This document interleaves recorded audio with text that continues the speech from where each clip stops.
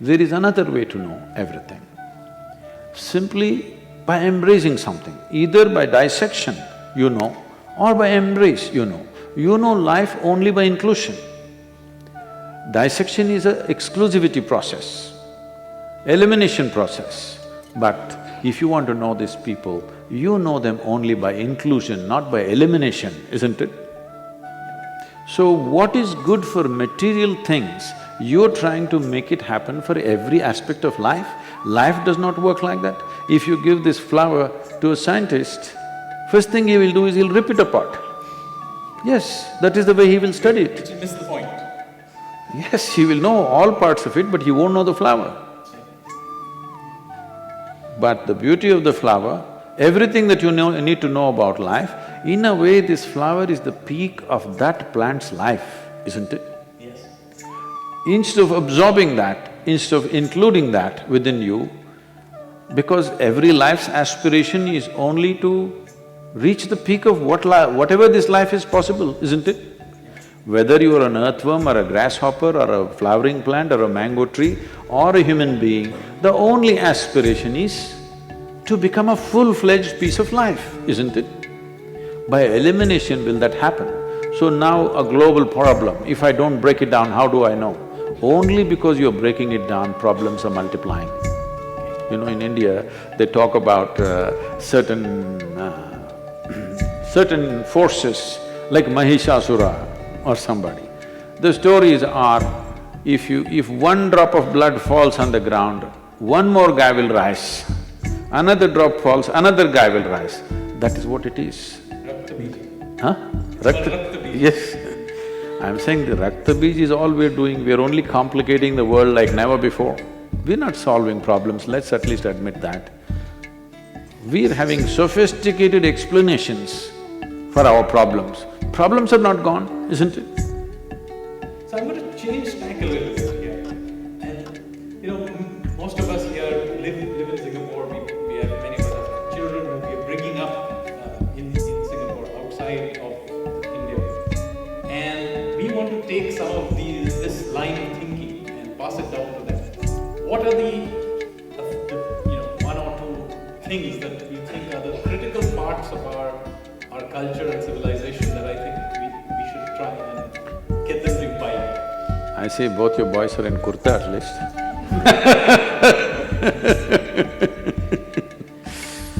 So, see, we need to understand this. What we call as Indian culture is not a mode of dress, a mode of speech, or a certain way of doing things. Fundamentally shifting life from belief to seeking. When I say shifting life from belief to seeking, people feel their life is strong when they believe something. All these days they've been talking about believing in God. These days it's become a fashion to say, I believe in myself. You believe in things that you do not know. You can't believe in something that's here, either you know it or you don't know it, isn't it? Yes or no? This is all the option is, either you know something or you don't know something. Because you're unwilling to admit you do not know, you say, I believe in it, because it gives you confidence. But confidence without clarity. Confidence without clarity is a disastrous process. If you have clarity, you will see everything the way it is. If you don't have clarity, at least you must have hesitation. But if you have confidence without clarity, you don't see a damn thing, but you're dead sure. There are too many people like this, believe me. But the opposite of that is there, that if you see everything clear, would you not get paralyzed? If reality is going to paralyze you, then you have to live in hallucination. When I say belief, belief need not be of any sense. You just believe because it gives you confidence. For a long time, people have believed in somebody up there managing your life, Upparwala, if you're a North Indian. So, first of all, we're sitting on a round planet and it's spinning. If you're looking up, you're invariably looking up in the wrong direction. You're on the equator in Singapore. You're invariably looking up in the wrong direction. At least if you look towards Delhi, maybe you're looking northward a little bit. So I'm saying you are incapable of knowing what is up and what is down in this cosmos. Nowhere is it marked this side up.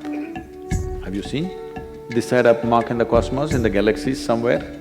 No, you don't know what is up, what is down. If you go further south, even people in Australia, down under, they think they're also looking up, isn't it?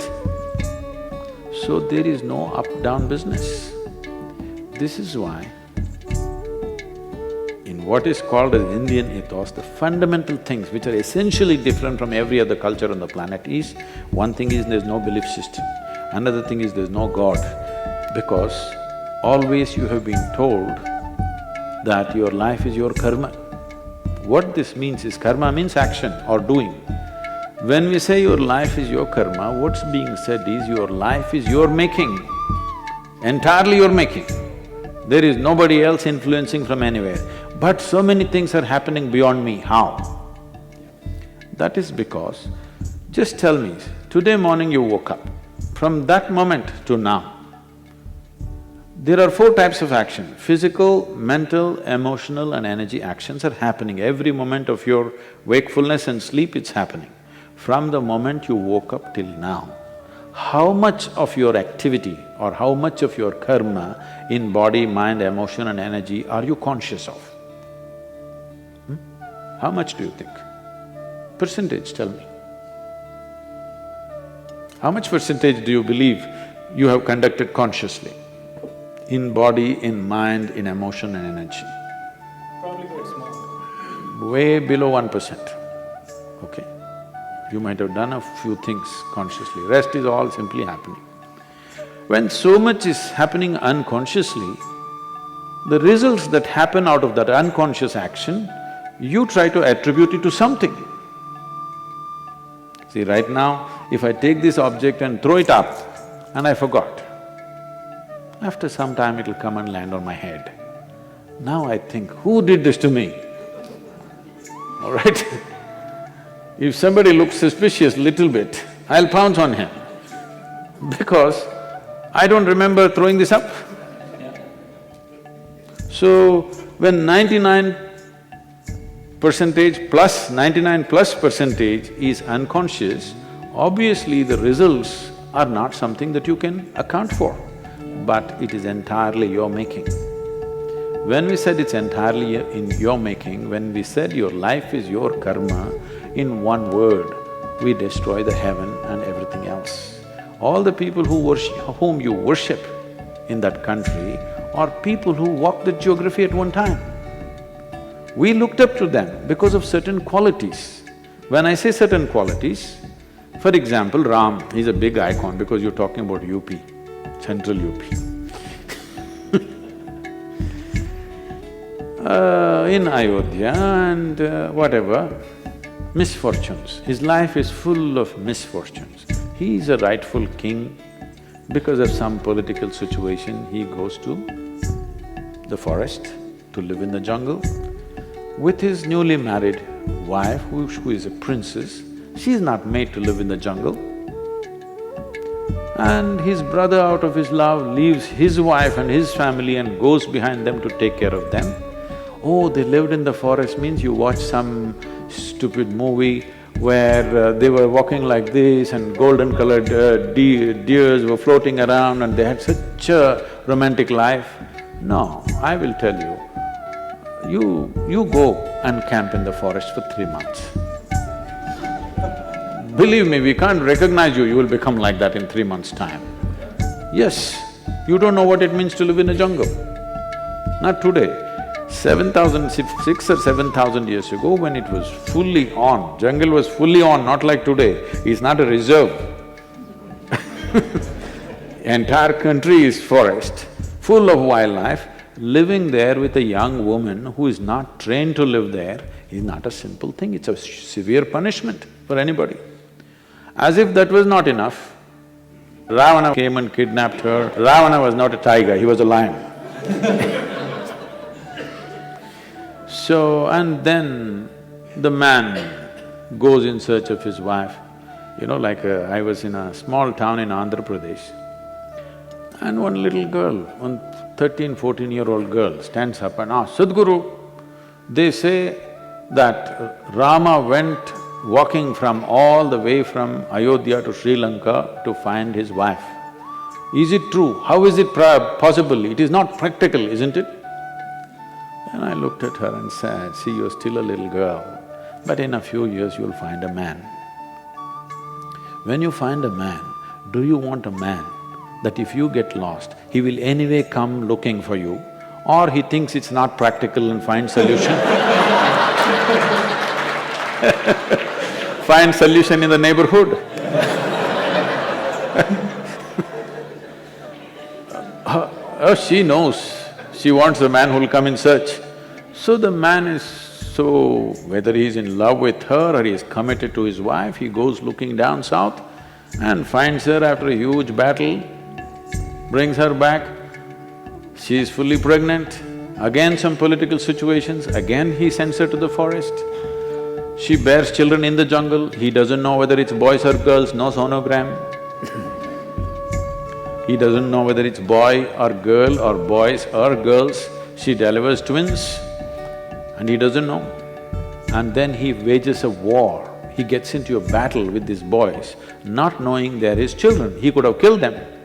If you kill your own children, it's the worst tragedy that can happen in your life, isn't it? He was almost on the verge, he could have killed them. Fortunately, he did not kill them.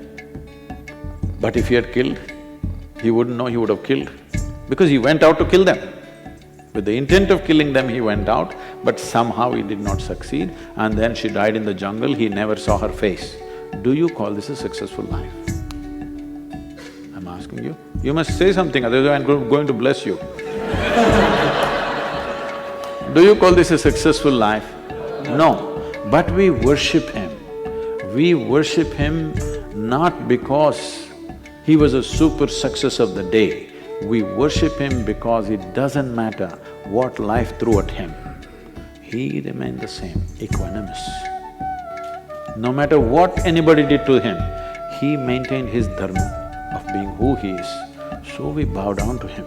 It doesn't matter, because what life does to you is not always your choice. What you do is your choice. This is what karma means. So he was completely in charge of his karma. World did all kinds of things to him, but he remained the same. He never became bitter, he never became hateful, he never became angry. He continued to do what he was required to do without being pulled off track. So for that quality we worship him, because when we said our samskriti, you must understand the word samskriti. Sam means equanimous, it also means exuberance. Kriti means to do life in an equanimous and exuberant way. Equanimous, not in a death-like way. Exuberant, not in a drunken way. Equanimous, but exuberant. If you conduct this life like this, this is called as Bharatiya Samskriti. So he is an epitome of that. All kinds of things were done to him, the worst kind of things. What worse things can you happen to you than other than what happened to Rama's life? Tell me, series of tragedies, isn't it? Disaster after disaster. But he is in samskriti. He conducts his life with full involvement and equanimous. It doesn't matter what his personal tragedies are. So this is why we worship him, not because he was a super success. So our idea of success is this: if a man can go through this life untouched, no matter what happens, poverty comes, wealth comes, success comes, failure comes, he goes through it untouched, maintaining who he is, without losing his humanity, then we say he's a successful man, then we say he's a Mahapurush. So Rama is worshipped for that. Fabulous, this is a great point. I have sometimes my longing for the enlightenment or to touch the peak of life. It bubbles up sometimes and it goes too high. I got tears in my eyes and then it just shut down and it normal again. And my question is how to keep that longing constantly high so that continuously I can touch the peak of my life. He's asking you. You're asking me? You're asking... I was trying to... The audio is not that clear. He's asking you, obviously.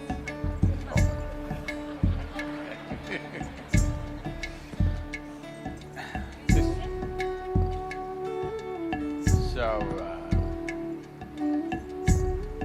see, every human being, even if you take those human beings who you think are the most miserable sort, even they have their moments of joy, otherwise they wouldn't be alive. Yes or no? There's not a single moment of joy in their life, they would have taken their life long time ago. There is joy, but they're also manufacturing misery. So this is something you must understand. People think love, joy, ecstasy are happening to them. Once you make this mistake, you also start thinking misery, frustration, anxiety, depression is happening to you. No, you are doing it to yourself. You can do either joy to yourself or misery to yourself, agony to yourself or ecstasy to yourself. If you want to know how to do what you want with this, do you agree with me? I'm speaking technically today because if I speak poetry, it will be misunderstood. If you speak philosophy, it'll go all over the place. Technicality, technology is something that you cannot distort, at least. Do you agree with me that this human mechanism is the most sophisticated mechanism on this planet? Huh? Do you? Not your new iPhone? No. This eye is far more sophisticated than anything. I'm asking you, have you read the user's manual, sir? No, you're an accidental user. If you're an accidental user, how will it work? By accident it'll work. Once in a way, tears of ecstasy came. Next moment, depression came. Obviously, you're accidental, isn't it? From ecstasy, if you at least came down to bliss, all right, some slow down, we can gas it up. From ecstasy to misery means what? You're accidental. Your joys are accidental, your misery is accidental.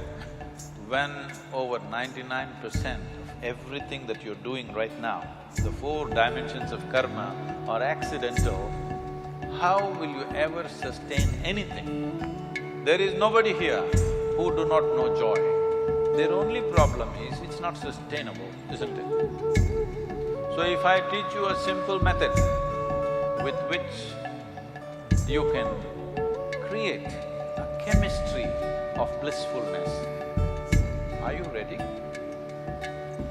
Once in how many days will you do it? Hello?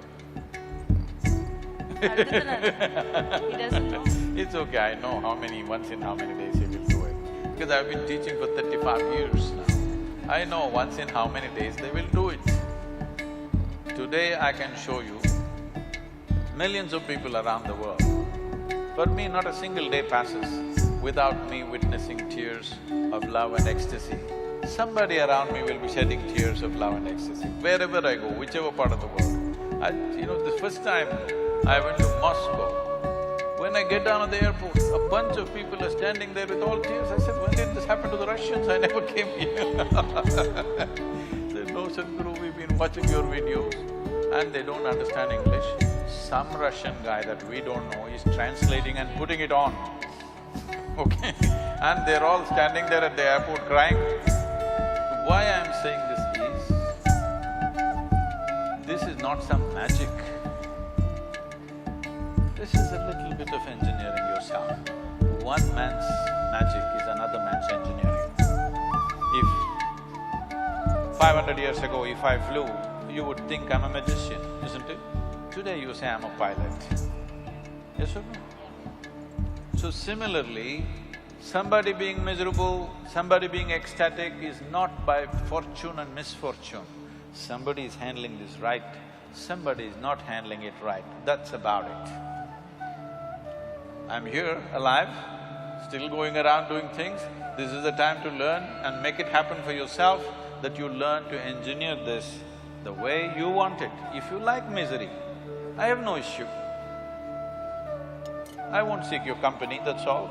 If you like misery, I will not deny it to you. I'm not telling you everybody must be ecstatic, be whatever you want. If that's what you want, that's what you should be. But you want to be in pleasant states, but you're in unpleasant states, you better fix yourself, isn't it? Other question there. Can we have a mic sent there, please? Oh, Mystic One, what is your take on time travel?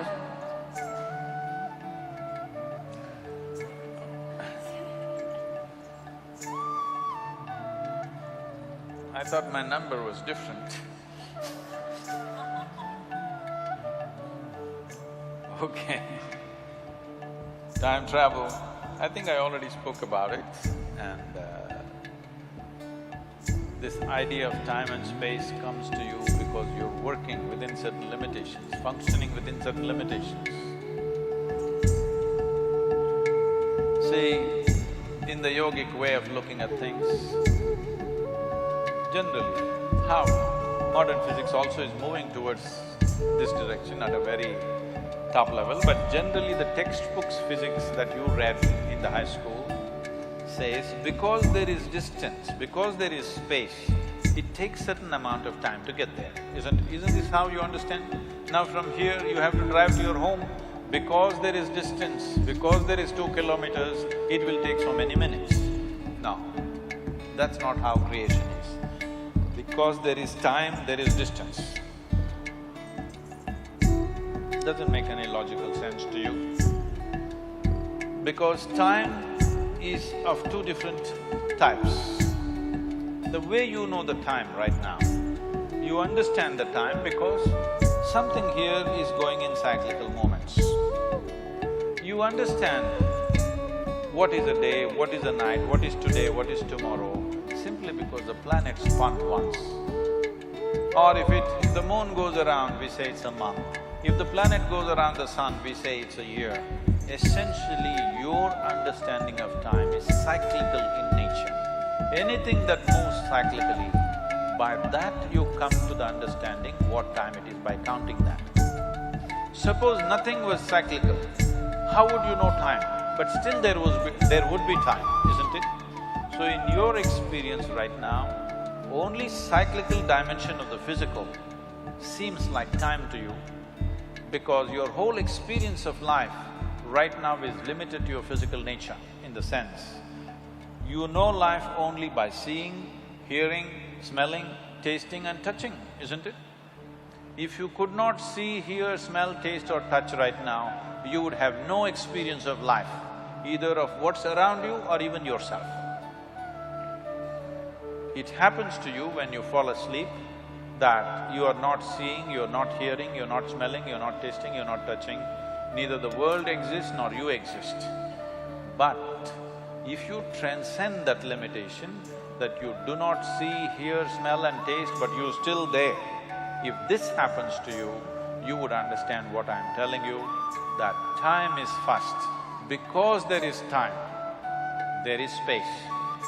So what happens, the time that you know due to the cyclical movements is called kala in India.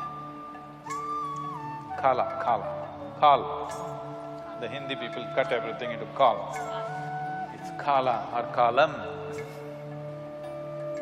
So what is kala? Also means darkness. Space is always dark, isn't it? We're using the same word to represent both time and space because space is born out of time. And you understand time only because of the cyclical nature. But if you know time, which is beyond cyclical movements of whatever, physical entities, then we say you know Mahakala, a greater time which is not of cyclical nature.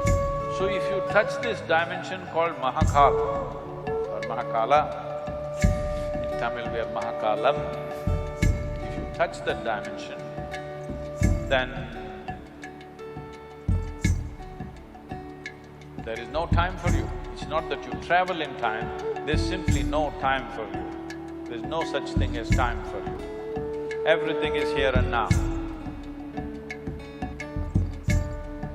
Any other questions? I think. This is the last question. Get this lady, one of the girls too. Okay. Who do we take? You pick. It's up to you. Hello, Sadhguru. Hello, where? Somebody. Here, straight to you. Oh, there, right there. So, good evening. Are you? Right side, Sadhguru. There. Standing. Third row Okay. from the One bottom. with Okay, green okay, dress. okay, okay, okay. You just have to wave your hand, then we will figure out. I did We raise got my it. hand. No, no, that's fine. Yeah, yeah. Alright. So, Sadhguru, my question is to you. Is dharma definite? If it is not, does it make an individual opportunist? Well, we went from karma to dharma now. See, the problem with this country is,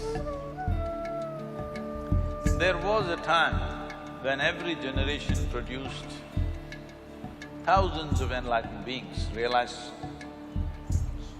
beings, sages and seers and mystics were all over the place.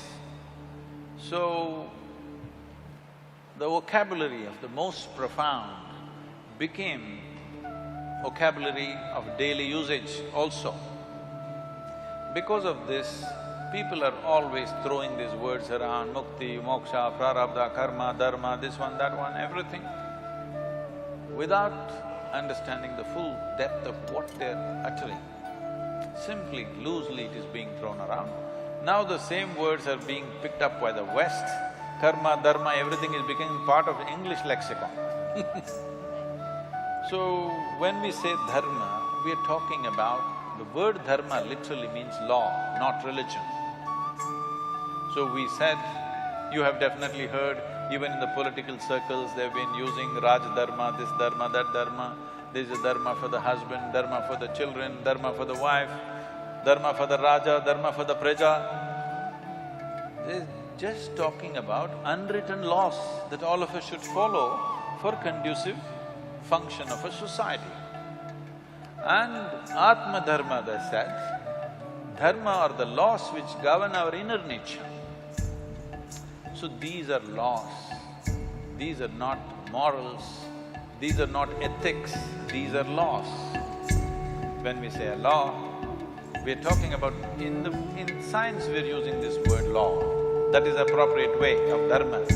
Now the dharma is, if I take this flower, though it is a flower, light and beautiful, if I drop it, it will only go down. This is the law of gravity. We can say this is the dharma of this bhumi, that if you drop something, it will go only down, it will not go up. This is the bhumi dharma. So they spoke in their own language of the time. So dharma essentially meant a law, not some kind of a policy or religion or anything else. Today slowly it's become like this, dharma means it's becoming a religion. When we said Sanatana Dharma, we are talking about eternal laws. If you say eternal law, obviously these are laws not about physical nature, but about inner nature. So the laws that govern our inner nature are eternal laws. It can't be yours or mine, it is the nature of the universe. It is the nature of the life that is here. It is not that it belongs to any one community or the other, it is the very nature of life and existence. So, if you are in tune with the laws, you will fly. If you are not in tune with the laws, you will get stuck. A simple thing. Right now, this is being taught to everybody in the management schools, everywhere, in the homes also, you must make your mark in the world. Then the planet will be all dented by the time you leave. With the kind of population we have, for sure. Yes. You must leave your footprint and go. You must understand those who leave footprints shall never fly in their life. This is the law. We'll leave it here.